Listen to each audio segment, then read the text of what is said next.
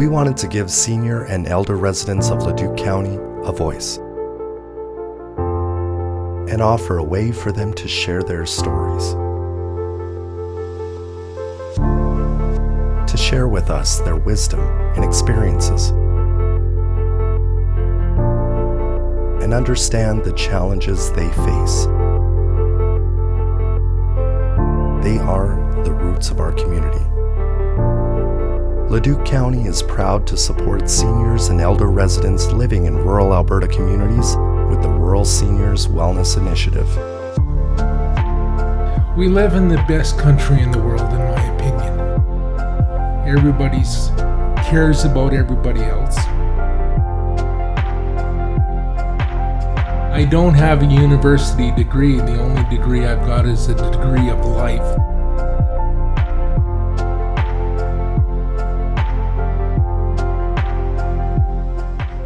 I have one brother, so there was only two of us, and I was fortunate. I got to be the good-looking one, and so.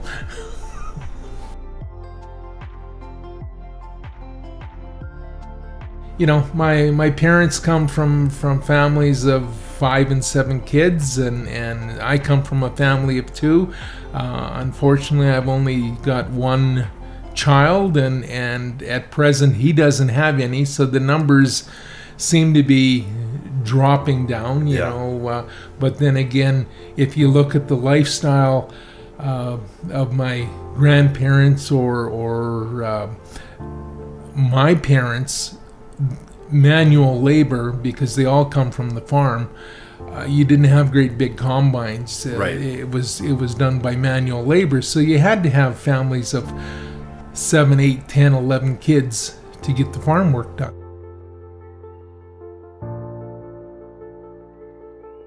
When I was a kid growing up, it was common on a Saturday because the farmers in the area would come to town to buy groceries, to have conversations of people having conversations in Ukrainian. Yeah. That doesn't happen anymore, but like I say, if you go back to the even 1960s, people stood on the corner speaking other languages other than English.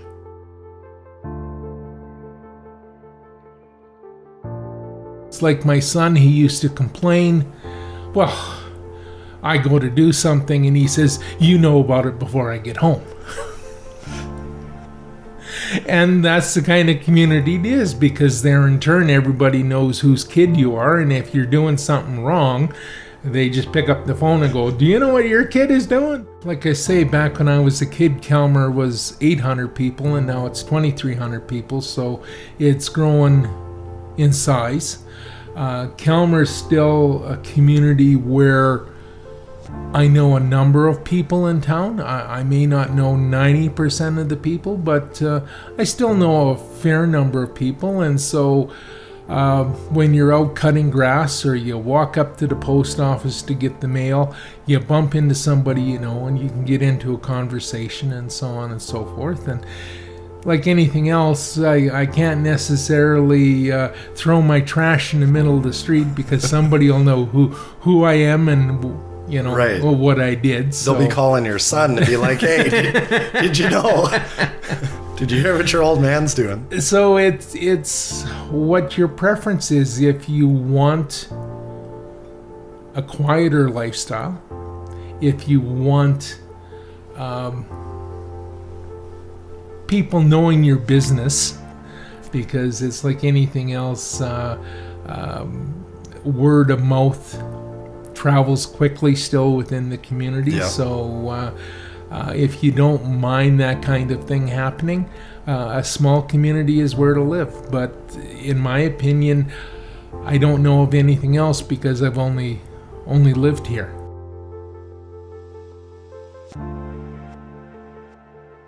Being in a smaller community, you don't have all the amenities that you may have in Leduc or in Edmonton. If I'm not able to drive myself, I either have to find a neighbor that'll take me. There's no taxi service, there's no bus service, so you're kind of on your own to find a way to come and go. Does that ever worry you that you're kind of, if something were to happen, then... I guess you think about it, but not. I don't worry about it because there, in turn, an ambulance is 10 minutes away. If I'm making a doctor's appointment to the doctor that's in Leduc, if I can't make it, like I say, I know enough people in town that I can probably bum a ride to get somebody to take me. So there's still that sense where everybody's kind of looking out for each other when push comes to shove. If you need something, you can rely on somebody. Somebody. It's like anything else. You make friends, and my friend may not live next door, but there's probably 3-4 people within the community of 2,300 that I can pick up the phone and say, hey, my truck is broke down today and I have a doctor's appointment at 10 o'clock. Do you think you can give me a ride?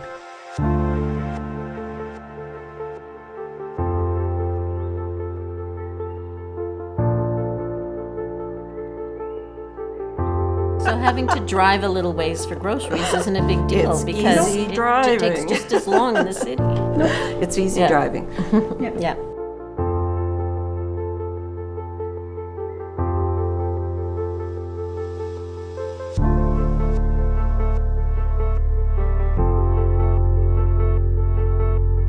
I raised 4 kids on my own.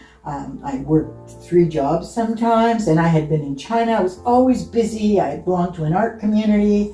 I went to university, all those things. And then here you are. So here you are. you You're just retired, and here you are, and you don't know anybody.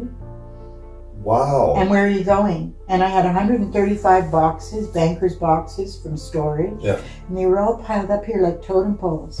And I'd sit in that chair, only it was a big elephant, purple thing. And I'd look at the bottom and I'd cry because I didn't know where to start.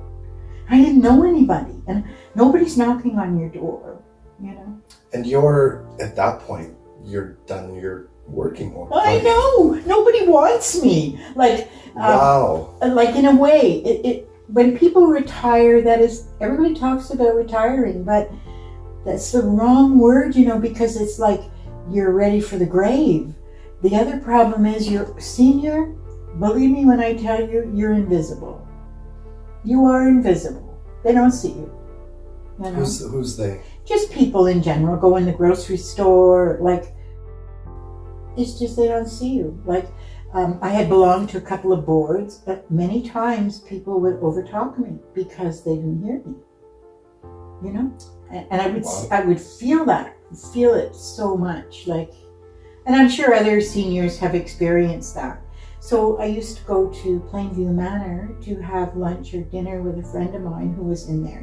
Plainview is I've heard of it.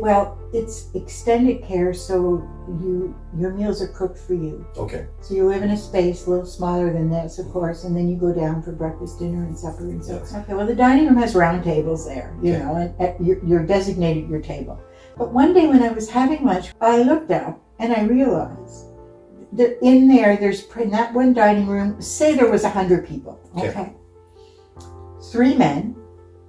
The rest were bodies with little white hair like this, spoolies and glasses. So to me, they're all invisible because it's like a box of bricks. Yeah. Just a bunch, it's like a bag of macaroni. Like everything looks the same. And I realized, that's why we're invisible, because we're a certain height, gray hair, and a lot of people they look at age too. I don't know if you've heard that before. My mother once told me, Pat, don't tell people your age. Once they know your age, they treat you differently. And I have had that happen to me many times.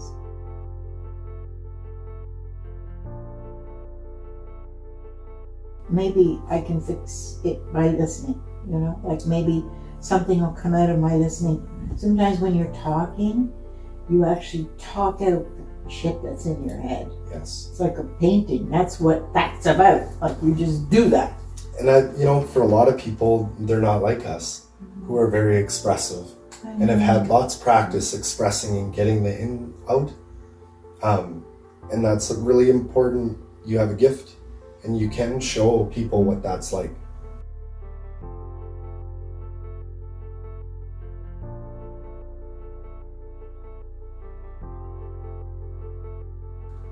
Would you say that there's ways that technology could help older residents if they were just somebody patient enough to show them how and get them into it, to show them how to use Alexa? Yeah. And say, just so they have the world at their voice. I agree with you 100%.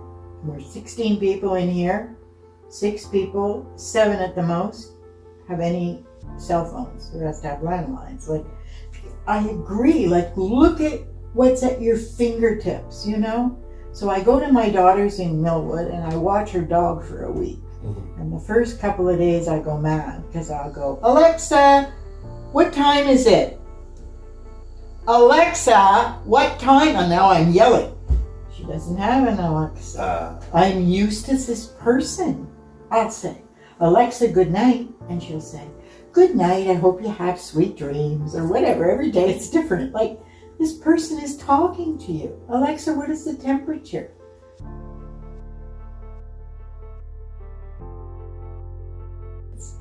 Then Leduc Rec Center for seniors is so affordable. At that time it was $33 a month for all use of that rec center. Wow. The pool, the gyms, the free yoga twice a week, different programs.